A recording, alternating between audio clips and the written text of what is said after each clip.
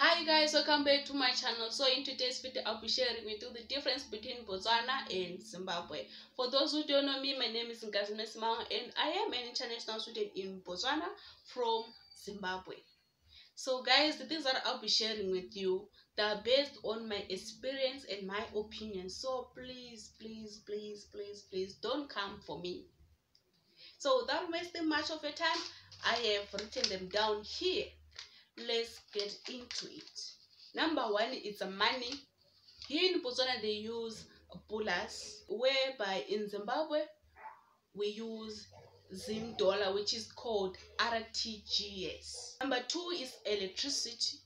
Here in Botswana there is electricity almost every time, and when it happens that they're going to shut down the electricity, they will let the whole country know that they're going to cut the electricity through Mascom, B-Mobile, Orange SIM cards. Whereby in Zim, you never know when they're going to shut down the electricity, and you never know when the electricity is going to come back. So what you need to do is just to be ready all the time. Number three is groceries. Groceries are expensive here in Botswana than in Zimbabwe. I was in Zimbabwe on February. I usually buy groceries this side and I take them back at home because that time things were a bit expensive at home, so I usually buy them here and then take them there. So the time that I got at home, I found that the things that I had bought them for 50 pula this side, they were going for $2 in Zimbabwe, and I was disappointed. Number four, fast food restaurant stuff. Other fast food restaurants we have in Zimbabwe and they are not available here in Botswana. For example, in Zimbabwe we have Chicken Inn and Chicken Slice, which they are not available here in Botswana. Number five is water. Here in Botswana, almost in every yard it has its own tap, whereby in Zim there are few yards we have their own tap. So most of the people they use boreholes. Like there are boreholes for a town and boreholes for a village. Like the whole town will be fetching water from that borehole. Number six is culture. Our culture in Zimbabwe and the culture in Botswana is totally different. The way they dress to represent their culture is different from the way we dress to represent our culture. I will try to put the pictures there. Number seven is marriage. Here in Botswana they vow the wedding ring most, whereby in Zim they don't vow that at all. Here in Botswana, somebody who's considered married is somebody who had a white wedding or a traditional wedding and has a ring, whereby in Zim somebody who's married is somebody who has a ring and somebody who's staying with a boyfriend and having the kids, and that person is considered married as well. Is considered out of market, is no longer available. But here, if you are staying with the father of your kid and he has not put the ring on your finger, he's not your husband. It means you are available. Number eight is police. Here in Botswana, policemen and policewomen, they are kind. You can meet them by the road, you talk to them, and you'll be free to go to them and report whatever you want to report. But in Zim, oh my God, they are not kind. It's rare to find somebody who can be kind to you. Like, even though when we are there just to report like a crime or to report something, it's rare.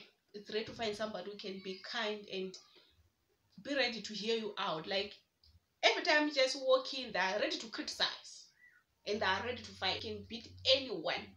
I remember this time that we're going to school when I was still in schooling in Zimbabwe, going to school, and there's this guy, he did not tag in his shirt. So we met this policeman and we just passed by. We didn't greet him and we just passed by, and he said he called that guy, and then that guy went there, he went to him, and the first thing he did, he didn't greet him, he didn't ask him anything. The first thing he did, he slapped him. He just slapped him just because he didn't tag in his shirt. Number nine is soldiers. Here in Botswana you can meet a soldier anywhere wearing camouflage, whereby in Zim it's rare to meet a soldier wearing camouflage, just walking around. It's rare. If you see a soldier a soldier, just to see a soldier in Zimbabwe, you must know that there's something that is going to happen. He's there for a reason. You need to gather yourself. Number 10 is tuition fee. Here in Botswana, in government school, the student, they don't pay for their tuition fee. The government takes care of their tuition fee.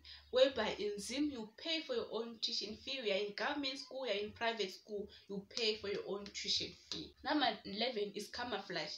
Here in Botswana, you can wear camouflage whenever you want. But in Zim, camouflage is not allowed. You only get to wear camouflage if we have the permission from the government. Number 12 is the land/stands. In Zimbabwe, you buy your own stand. Here in Botswana, there are people who buy and there are people who don't buy. Those people who have money, they buy. But if you don't have money, what you need to do is just to go to the land board, give them the details they need, and you wait for them to call you telling you that you have found the stand in this place. Just go there and build. But in Zimbabwe, you pay. You buy your own stand. 13 is climate changes.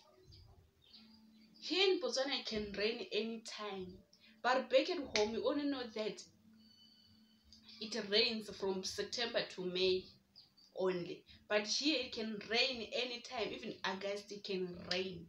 I don't know why. Guys, if you know why, please let me know down below. Even me, I wanna know. 13 is smoking and drinking. Here in Botswana, smoking and drinking is normal.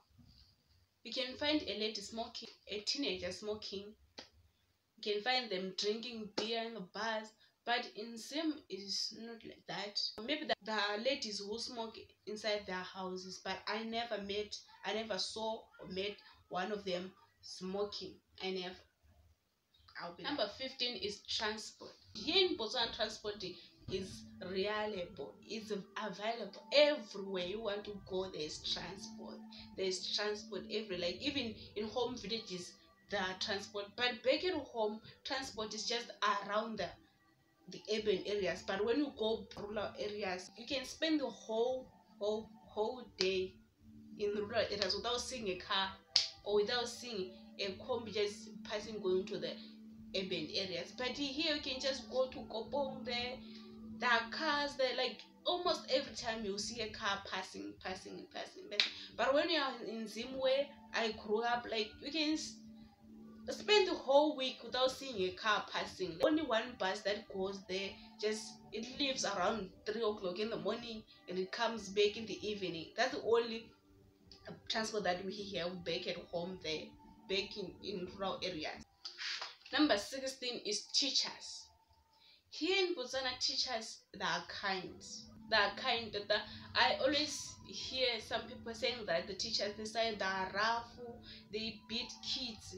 Guys, you don't know what's happening back in Zimbabwe. They will beat you like nobody's business, and they'll beat you, and there's nothing that is gonna happen to them. Like here, you can find a child telling the teacher that I want Buisa Sindli. You didn't talk to me nicely.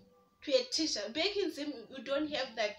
You didn't have that right to just talk back to a teacher. If you just do that, you'll be applying for death. Back at home, we address teachers with their surnames, but here in Botswana, they address teachers with their first name, like Mr. Kagiso, Mr. Katlego, Mr. Kabelo. But back at home, for example, if your name is Katlego Neo, we'll call you Madam Neo or Mr. Neo. We address you with your surname, not with your first name. And number 17 is immigrants in Zimbabwe move from their country going to Zimbabwe. And those people that just ask the papers or passport by the border, but when they're already inside, there's nobody who's bothering them. There's nobody who's asking them, what is your name, where are you from, or calling them like those names. They call what Bakwarakora. They don't do that. Like 18 is fuel/gasoline. Here in Botswana, fuel is everywhere. You can find fuel in every filling station. You can find fuel, you can find gasoline, you can find diesel. But back at home, there are other filling stations that are already closed. And And fuel is expensive at home. Number 19 is toll gates. Here in Botswana, I never saw any toll gates, but back at home we have toll gates. 20 is news broadcast. Here in Botswana, they only broadcast in 2 languages, which is Setswana and English. But in Zimbabwe, they broadcast in 3 languages, which is Ndebele, Shona, and English. That's it, guys, for today's video. Please subscribe to my channel, hit that notification bell so that you won't miss any video I'll upload in the future, and don't forget to comment, guys. Thank you for watching. Bye.